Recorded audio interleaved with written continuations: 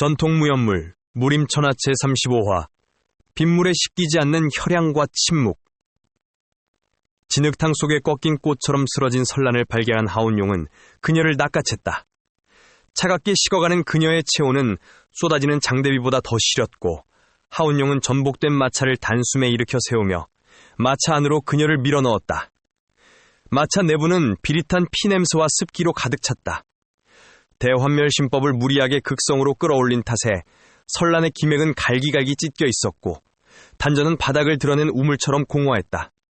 하운용은 그녀의 등 뒤에 자리를 잡고 앉아 떨리는 손바닥을 대고 자신의 뜨거운 진기를 주입하기 시작했다.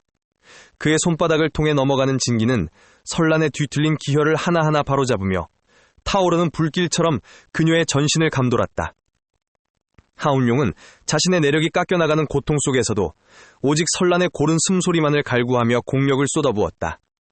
밖에서는 주인 이름 말이 빗줄기 속에서 처량하게 울부짖는 소리가 천둥 소리와 섞여 들려왔고 그 처절한 울음은 마치 죽어간 자들의 영혼을 달래는 곡소리처럼 들렸다. 하운용의 이마에는 굵은 땀방울이 맺혀 비오듯 흘러내렸지만 그는 미동도 하지 않은 채 설란의 생명선을 붙들고 사투를 벌였다. 두 시즌이 흐르고 빗줄기가 잦아들 무렵에서야 마부가 흙투성이가 된 채 돌아와 마차 밖에서 눈치를 보았다. 마차 안에서 희미하게 의식을 되찾은 설란이 무거운 눈꺼풀을 들어 올렸다. 하운용은 그녀가 깨어난 것을 확인했지만 반가움보다는 그녀가 짊어지게 된 무거운 힘에 대한 두려움으로 입을 굳게 다물었다. 설란은 힘겹게 고개를 돌려 운용을 바라보았으나 그의 눈에 서린 깊은 수렁 같은 그림자를 읽고는 차마 말을 건네지 못한 채 입술만 달싹였다. 마차 안에는 두 사람의 거친 호흡음과 식어가는 피냄새만이 무겁게 가라앉아 있었다. 마차는 다시 진흙길을 따라 덜컹거리며 움직이기 시작했고 여전히 매몰찬 빗소리가 마차 벽면을 매질하듯 때리고 있었다. 울룡은 설란의 젖은 손을 잠시 쥐었다가 이내 놓아버리며 창밖의 어둠을 응시했다. 마차가 지나간 한참 뒤 시체 더미 사이에서 금은 복면을 순 자객 하나가 신음하며 비틀거리며 일어났다. 그는 빗물에 씻겨 하얗게 변해버린 동료들의 참혹한 시신을 믿을 수 없다는 듯 둘러보더니 부러진 검신을 지팡이 삼아 빗속으로 사라졌다. 그가 딛는 발걸음마다 짙은 선혈이 빗물에 희석되어 붉은 자국을 남겼으나 쏟아지는 비는 그 흔적조차 지우려는 듯 더욱 거세게 몰아쳤다. 마차의 덜컹거림 속에서 하운용은 소림사 방장이 남겼던 말을 끊임없이 되새겼다. 마왕이 되던지 무림의 의가 되던지. 그 말은 저주처럼 귓가를 맴돌며 가슴을 짓눌렀고 그 울림은 마치 소림의 거대한 범종 소리처럼 그의 정신을 뒤흔들었다. 천지대전의 기운이 몸속에서 골력을 타고 올라갈수록 차가운 대환멸심법과의 균형이 어긋나기 시작했다. 두 기운이 충돌할 때마다 온몸의 뼈가 마디마디 부서지는 듯한 통증이 밀려왔고 그 고통 끝에는 모든 것을 부수고 싶다는 파괴적인 마성이 독사처럼 머리를 치켜들었다. 하운용은 창밖에 비 내리는 풍경을 보며 자신의 손을 내려다보았다. 강해진다는 것은 결국 고독해진다는 것인가? 아니면 미쳐간다는 것인가? 그는 나직이 읊조렸다. 특히 설란이 이번 전투를 통해 대환멸심법의 진정한 무서움에 눈을 떴다는 사실이 그를 가장 괴롭게 했다. 그녀는 이제 하운용이 나누어준 천지대전의 기운까지 품고 있었다. 그것은 정제되지 않은 야수의 이빨과 같았고 무궁의 끝이 결국 환멸과 파멸뿐이라는 것을 너무나 잘 아는 그에게 설란의 각성은 축복이 아닌 끔찍한 재앙의 전조로 느껴졌다. 그는 잠든 설란의 얼굴을 보며 깊은 고뇌에 빠졌다. 내가 너를 지키기 위해 준 힘이 결국 너를 괴물로 만드는 독이 되고 있구나. 나의 무정함이 너를 사지로 밀어넣은 것은 아닌가? 하운용은 그녀를 지키고 싶었지만 그녀의 눈에서 번뜩이기 시작한 무공에 대한 순수한 탐닉을 막을 방법이 없었다. 그와 설란 사이에 보이지 않는 운명의 균열이 깊어지고 있었고 그는 그 틈새로 스며드는 어둠을 보았다. 그는 자신의 무력이 원망스러웠고 다가올 비극적인 미래를 예감하며 조용히 탄식했다. 그의 가슴 속엔 만져지지 않는 슬픔이 하얀 서리처럼 가라앉고 있었다. 여기는 독고황의 본거지다. 장로까지 죽었단 말이냐. 그것도 단 한 명의 계집에게. 보고를 받은 독고황의 포효가 교단의 천장을 뒤흔들었다. 탁자를 내리친 그의 손등에 굵은 힘줄이 솟구쳤고 그 충격으로 육중한 집무 책상이 가루처럼 부서져 나갔다.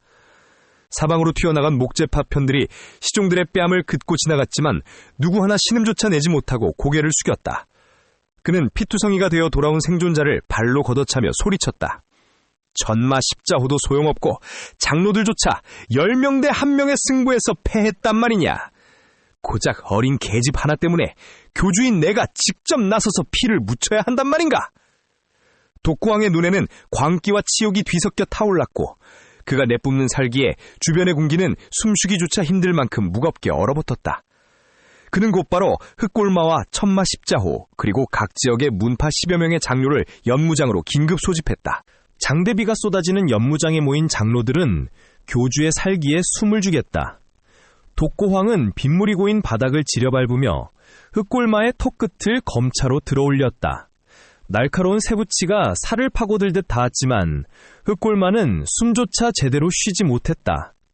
말을 보아라, 흑골마. 이것이 네가 호언장담하던 대책의 결과냐? 네 놈의 목숨이 몇 개라도 이 치욕을 씻기엔 부족할 것이다. 흑골마가 사들사들 떨며 대답하지 못하자 독고왕은 싸늘한 미소를 지으며 장로들을 향해 돌아섰다. 그의 눈빛은 이미 인간의 것이 아니었다. 무능한 자에게 줄 자비는 내게 남아있지 않다. 지금 당장 이 자리에서 대령을 해보아라. 죽일 듯이 싸워보아라. 이기는 자만이 내 앞에 고개를 들 자격을 얻을 것이요. 지는 자는 자리에서 물러나야 될 것이다. 독고황의 말에서 물러난다는 것은 곧 죽음을 의미했다. 천마 십자호와 장로들이 주저하며 서로 눈치를 보자 독고황의 목소리가 지하 깊은 곳에 울림처럼 낮아졌다. 왜? 싸우지 않는 것이냐? 두려운가? 아니면 내가 너희 모두를 직접 찢어버려야 움직이겠는가? 지금 당장 검을 들지 않는 자는 내가 손수 사지를 잘라 개모기로 던져주겠다. 교주님, 어찌 저희끼리 피를 보러 하십니까? 한 장로가 절규하듯 외쳤으나 독고황은 대답 대신 손가락을 튕겼다. 파공음과 함께 그 장로의 어깨가 폭발하듯 터져나갔다. 질문은 허락하지 않았다. 내 인내심을 시험하지 마라. 동료의 목을 치지 못하는 자는 내게 그저 고깃덩어리일 뿐이다. 공포에 질린 장로 하나가 비명을 지르며 먼저 검을 뽑아 옆 사람의 어깨를 베자 연무장은 순식간에 비명과 검명이 뒤섞인 아수라장이 되었다. 빗줄기는 붉은 소녀를 씻어내지 못하고 바닥을 핏빛 연못으로 만들었다. 독고왕은 피 튀기는 광경을 흥미롭다는 듯 지켜보다가 합을 맞추며 시간을 끄는 장로에게 전광석화처럼 다가가 단숨에 그의 가슴을 꿰뚫어 척살했다. 부족하다. 이따위 어설픈 실력으로는 그 기집애 발끝에도 미치지 못한다. 너희 같은 쓰레기들이 내 장로라는 사실이 환멸스럽구나. 그는 바닥에 고인 핏물을 무심하게 밟으며 남은 자들을 멸시하며 명령했다. 전부 지하 수련실로 쳐넣어라. 그곳에서 서론을 잡아먹고 살아남은 괴물만이 다시 빛을 볼 것이다. 실패한 자에겐 그곳이 그대로 무덤이 될 것이니 살고 싶다면 인성을 버리고 귀물이 되어 돌아오너라. 그는 피 묻은 소매를 털며 차갑게 등을 돌렸다.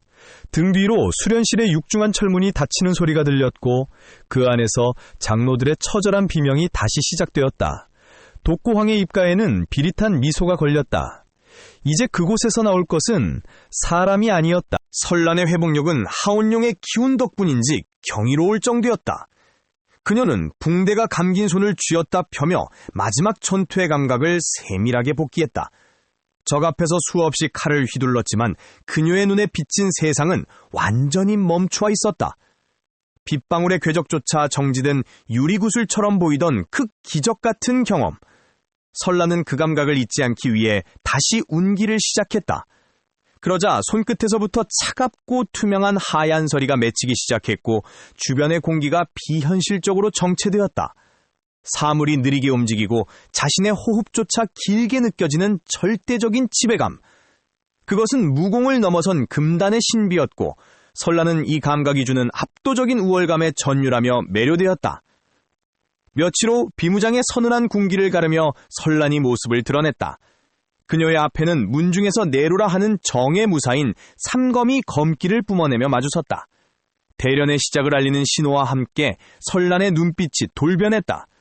눈동자 깊은 곳에서부터 서늘한 천광이 일렁이며 뿜어져 나왔고 그 빛이 닿는 곳마다 공기가 얼어붙는 듯한 착각을 불러일으켰다. 삼검 중 한 명이 비릿한 검풍을 휘감으며 사납게 쇄도했다. 바닥에 흙먼지를 집어삼킬 듯한 기세였으나 선란의 신형은 이미 그 자리에 없었다. 그녀가 발을 내디딜 때마다 비무장 바닥에는 기이한 현상이 일어났다. 그녀의 발끝이 닿는 지점마다 옅은 서리꽃이 피어나기 시작한 것이다.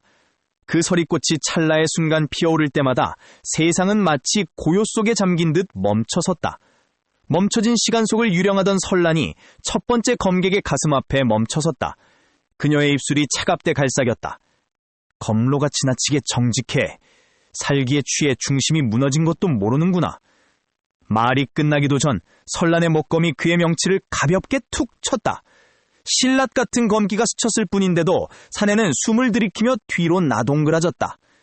이어달려둔 두 번째 검객의 검끝이 선란의 어깨를 노렸다. 하지만 선란은 고개조차 돌리지 않은 채 검신을 타고 미끄러지듯 파고들었다. 속도에만 매몰되어 있군. 그 검끝에 실린 무게가 종잇장보다 가벼워.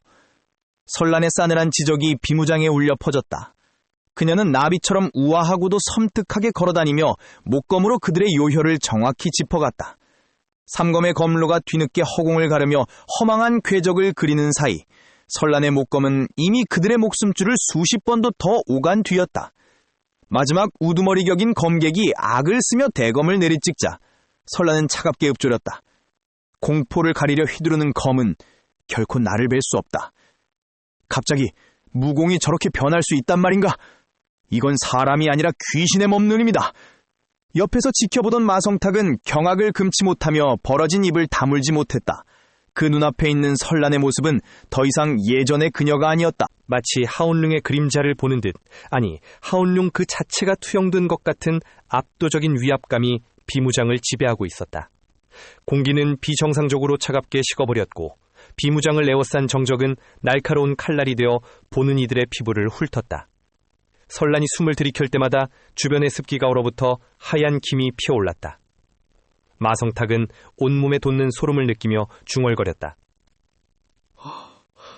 믿어지지 않는다. 이 짧은 시간 사이에 어떻게 울룡의 모습이 겹쳐 보인단 말인가? 마성탁의 눈앞에 서 있는 선란은 더 이상 그가 알던 천진하고 다정했던 여인이 아니었다. 그녀가 한 걸음을 내디딜 때마다 비무장의 흙바닥은 하얗게 얼어붙었고 그 기세는 마치 거대한 심연이 지면 위로 솟구치는 듯한 착각을 불러일으켰다. 그 압도적인 기운은 비무장 밖에 서 있는 제자들까지 뒷걸음질치게 만들 만큼 서슬퍼런 것이었다. 삼검은 자신들이 왜 쓰러지는지 어떻게 지적당했는지조차 인지하지 못한 채 축풍낙엽처럼 바닥에 처박혔다. 그들은 검을 든 손이 얼음장처럼 굳어버려 바들바들 떨고 있었다. 그들의 옷자락에는 선란의 목검기가 남긴 차가운 서리가 하얗게 내려앉아 있었다. 선란의 검은 예전의 화사함과 유연함을 완전히 잃어버렸다. 그 자리를 대신한 것은 서늘하고 무거운 죽음의 기운이었다. 그녀의 검끝이 향하는 곳마다 생명의 기운은 자취를 감추고 오직 적막한 환멸의 그림자만이 길게 드리워졌다. 압도적인 승리였다. 선란은 거칠게 몰아쉬는 숨을 가다듬으며 자신의 손바닥을 내려다보았다. 손끝에는 여전히 기이한 서리가 맺혀 있었다. 자신의 의지대로 세상의 흐름을 멈추고 강자들을 유의하듯 쓰러뜨린 감각이 전신을 짜릿하게 훑고 지나갔다. 그녀의 입가에는 아름답지만 잔혹한 광기가 어린 미소가 서서히 피어올랐다. 그 미소는 마치 피어서 난들 꽃에 핀 얼음꽃처럼 차갑고도 치명적인 아름다움을 머금고 있었다. 정말 누구에게도 이길 수 있을 것 같아. 이 기분 멈추고 싶지 않아. 무공의 파괴적인 힘에 매료되어 오만한 열망에 휩싸인 선란. 그녀는 이제 자신이 가진 힘이 타인을 지키기 위한 수단이 아니라 세상을 발밑에 둘 수 있는 절대적인 권능임을 자각하고 있었다. 그런 그녀를 뒤에서 지켜보는 하울룡의 얼굴에는 깊은 수렁 같은 그림자가 그려졌다. 하울룡은 그녀의 뒷모습에서 자신이 평생을 바쳐 도망쳐왔던 마성의 잔상을 보았다. 그녀의 미소가 하얀 서리보다 차갑게 느껴질수록 하울룡은 손등에 핏줄이 터질 듯 주먹을 꽉 쥐었다. 손바닥을 파고드는 손톱의 통증조차 느껴지지 않을 만큼 그의 심장은 천갈래 만갈래로 찢어지고 있었다. 그것은 파멸에 대한 예감이었다. 선란이 강해질수록 하울룡의 가슴속 두려움은 걷잡을 수 없이 커져만 갔다.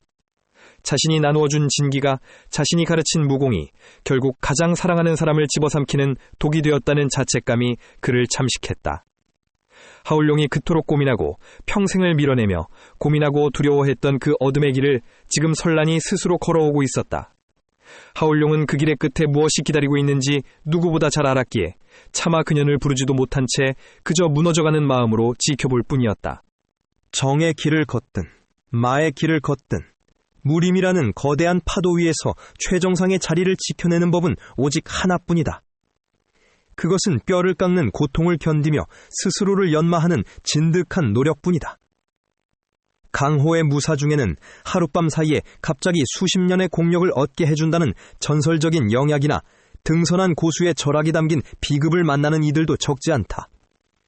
하지만 그것은 어디까지나 하늘이 내린 기회일 뿐 그 자체가 무공의 완성은 아니다. 기본적인 자질이 뒷받침되지 않은 채 받아들인 공력은 독이 되어 혈맥을 뒤틀고 스스로의 땀방울이 서리지 않은 초식은 실전의 찰나에서 무용지물이 될 뿐이다. 결국 천하제일이라는 이름은 세상이 주는 행운을 자신의 피와 눈물로 담금질하여 진정한 내 것으로 만든 자만이 허락받을 수 있는 신기루와 같은 경지인 것이다. 천마교 수련실 내부에는 차가운 습기와 지독한 혈향만이 감돌았다. 독고왕이 던져준 금단의 마공비급, 천마 파황공의 구결이 벽면에 새겨진 채 핏빛 광채를 내뿜고 있었다. 장묘들은 살기 위해 서로의 숨소리를 죽이며 가부좌를 틀고 얹었다.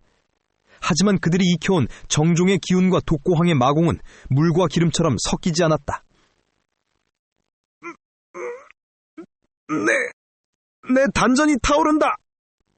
칠흑 같은 어둠 속에서 첫 번째 비명이 터졌다. 장로 중 절반은 미처 마공을 받아들이지 못하고 기혈이 뒤틀리는 주화인마에 빠졌다. 그들은 자신의 혈도를 스스로 터뜨리거나 벽에 머리를 지식여가며 처참하게 죽어나갔다. 고수라 자부하던 자들의 시신이 바닥을 메웠고 그들이 쏟아낸 검은 피가 수련실 바닥에 강물처럼 흘렀다. 하지만 그 생지옥 속에서도 살아남은 자들이 있었다. 그들은 동료들의 비명과 죽음을 비료 삼아 억지로 마귀를 몸 안에 우겨 넣었다.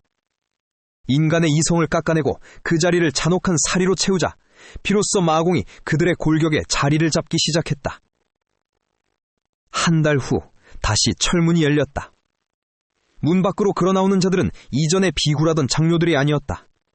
주화인마의 고통을 이겨내고 살아남은 자들은 전신에서 서늘한 흑색 진기를 뿜어내는 진정한 마도의 고수들이 되어 있었다. 그들의 눈빛은 정적인 고요함을 머금었으나 그 내면에는 언제든 폭발을 뜻한 파괴적인 힘이 응축되어 있었다. 독고황은 연무장에 줘서 그들을 흡족하게 바라보았다.